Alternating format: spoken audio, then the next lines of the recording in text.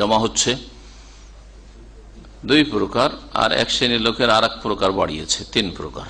জামা তাকদিম মানে আগেই একত্রিত করে নেওয়া, জোহরের টাইমে আসর পড়ে নেওয়া, মাগরিবের সময় এশা পড়ে নেওয়া, এটা হচ্ছে জামা তাকদিম, অ্যাডভান্স জমা করে নেওয়া। আর আরেকটা হচ্ছে জামা তাখির মানে বিলম্ব করে একত্রিত করা, আসরের সময় জোহর পড়া আর এশার সময় মাগরিব পড়া, এই দুই জমাই জায়েজ রয়েছে।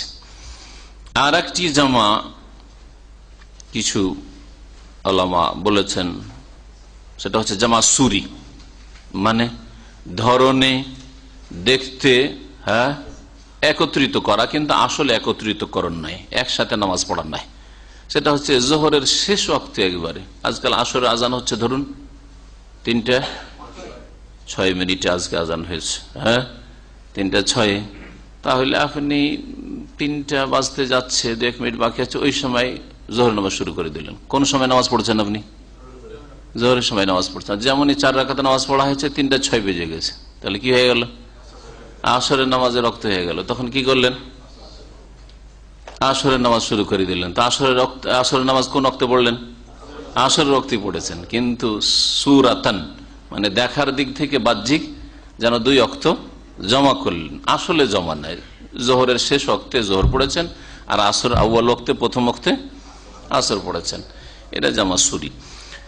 সবগুলি জায়েজ রয়েছে। নবী করিম সাল্লাল্লাহু আলাইহি ওয়াসাল্লাম জামা তাকদিম করেছেন আর জামা তাখির করেছেন। কিন্তু আরেকটা মাসলা জেনে রাখেন, জুমার সাথে আসর জমা করা যাবে না। এই মাসলা অনেকে জানে না, অনেক আলেমরাও এই মাসলায় ভুল করে থাকে।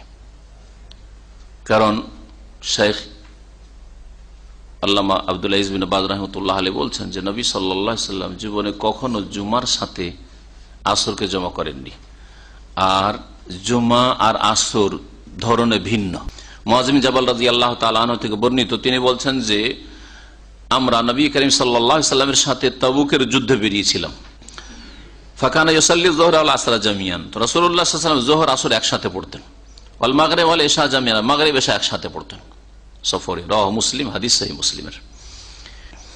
তিরমিজিতে আরেকটি হাদিস আছে, ভাষ্যকার উল্লেখ করেছেন যে হাদিসটা তিরমিজির হাদিস নম্বর 550, তাতে রয়েছে রাসূলুল্লাহ সাল্লাল্লাহু আলাইহি ওয়াসাল্লাম সূর্য গড়ে যাওয়ার পূর্বে যদি রওনা হতেন, সফর শুরু করতেন, আখারা যোহরা ইলা আন ইয়াজমাআহা ইলাল আসর, তাহলে যোহরে বিলম্ব করতেন আসরের সাথে একত্রিত করার জন্য, জামা তাখির করতেন।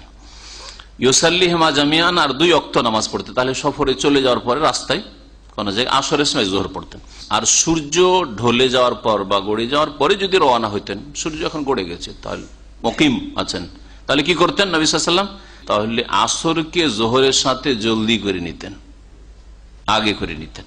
মুকিম অবস্থায় যোহর আসর একসাথে পড়তেন। হাদিসটি তিরমিজিতে রয়েছে, হাদিস সহিহ। তাহলে বোঝা গেল, এই মাসালা আরো স্পষ্ট হলো যে এইরকম পরিস্থিতিতে যদি দেখা যায় যে সামনে রাস্তায় গিয়ে আমার জন্য আবার আসরের জন্য নামা, এটাও জটিল হবে, তাহারাত জটিল হবে, সুতরাং কি করি, আমি জমা করিনি, তারপর রওনা হয়ে যায়, জায়েজ রয়েছে।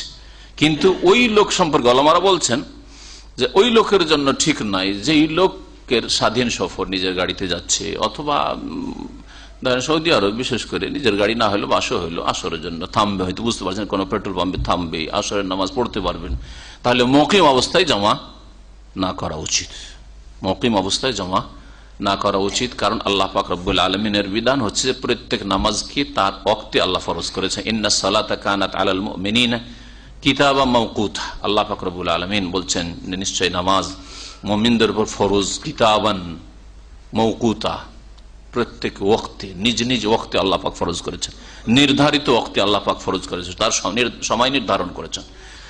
যখন আপনি ঠিক আপন আপন টাইমে নামাজ আদায় করতে পারছেন, তখন কিন্তু জমা করা যাবে না, তখন জমা করা যাবে না, আর নামাজ যথেষ্ট হবে না এরকম জমা করলে বিনা উজরে।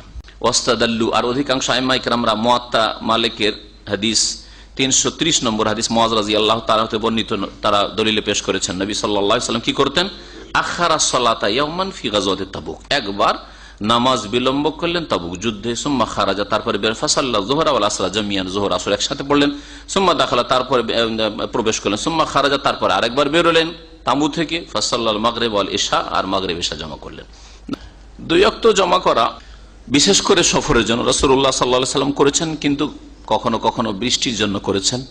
আর রাসূলুল্লাহ সাল্লাল্লাহু আলাইহি ওয়াসাল্লাম বৃষ্টির জন্য জমা করেছেন, তাহলে বৃষ্টির মতো যে কারণগুলি যাতে বারবার করে মসজিদে আসা, জামাতে হাজির হওয়া কষ্টকর, এই কষ্টের কারণটাকে আইম্মায়ে কেরামরা বিশেষ করে ইমাম আহমদ বিন হাম্বল তুলে ধরেছেন যে যেখানে কষ্ট রয়েছে সেখানে জমা করা যাবে। তাহলে কষ্ট আর প্রয়োজন, এটা হচ্ছে নামাজ জমা করার, জোহর আসর জমা করার, মাগরিব এশা জমা করার বৈধতার কারণ।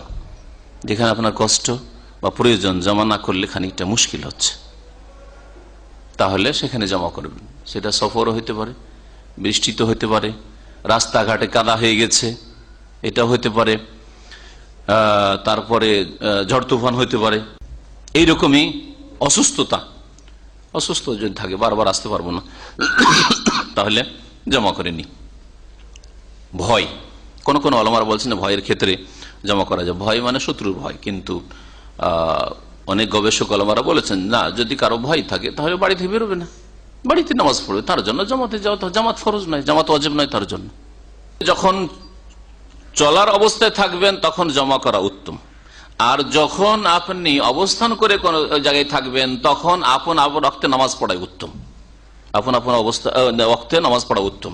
কিন্তু আপনার প্রয়োজন, খুব ক্লান্ত হয়ে এসছি আর এখন একটু আমাকে 4-5 ঘন্টা ঘুম দিতে হবে, যদি ঘুমিয়ে যায় তো আসরে জাগতে পারবো না, একটু প্রয়োজন আপনার, তাহলে এইরকম কোন কোন সময় অবস্থানরত অবস্থায়ও মুসাফির মানুষ জমা করতে পারে। যদি আপনি হোটেলে অবস্থান করে আছেন, জোহরের সময় আসর পড়ে নিলেন, তারপরে ঘুমিয়ে গেলেন, ঠিক আছে আমি 5টা পর্যন্ত ঘুমাবো, তারপরে উঠবো, জায়েজ রয়েছে, না যায় সেটা নাই। মুসাফির হলে কসর, সফরের সাথে খাস হচ্ছে কি কসর, আর জমা শুধু সফরের সাথে খাস না। জমা সফরে হইতে পারে, বৃষ্টিতে হইতে পারে, বৃষ্টিতে কসর চলবে না, ঝড় তুফানে কসর চলবে না, তারপরে রাস্তায় কাদা রয়েছে, কসর চলবে না, কিন্তু জমা চলবে। অসুস্থ, কসর চলবে, অসুস্থ মানুষকে 4 রাকাতই পড়তে, কসর চলবে না, কিন্তু জমা চলবে। মশলাগুলি ভালো করে বুঝবেন, এখন জমা বললাম তখন কসরও ধরিয়ে দিবেন, বাড়িতে বসে অসুস্থ মানুষ আর 2 রাকাত করে পড়া শুরু করে দিবেন, আল্লাহ কবুলই করবেন না।